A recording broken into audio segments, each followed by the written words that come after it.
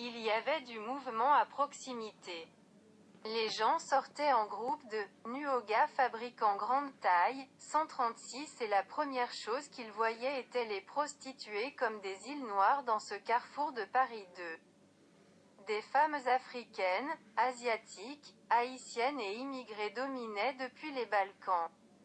Pourtant, c'était une couleur exotique de Gauguin qui respirait à l'extérieur des toiles des tableaux. Des femmes aux gros seins, aux fesses rebondies, effrayantes dans leur grotesque comme ces sculptures du bosniaque Mirza Morić exposées là-bas dans le parc, René Viviani, de l'autre côté de la Seine. Mais toujours près de la cathédrale Notre-Dame.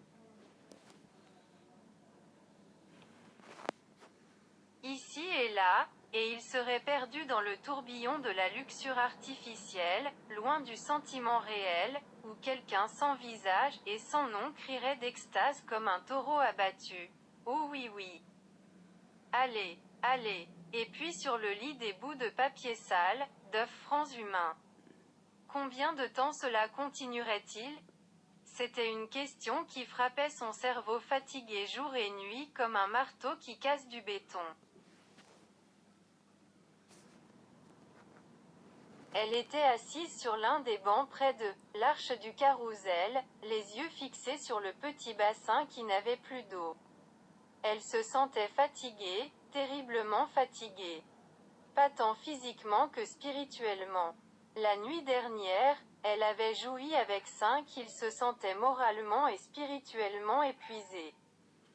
Presque déprimé car il se voyait comme un chiffon avec lequel les clients essuyaient leurs chaussures après avoir fini de travailler et il le regardait avec un sentiment de dégoût. Il semblait encore pire que le chiffon sale de leurs chaussures, ce client anonyme avait pénétré au plus profond de son âme et l'avait malmené.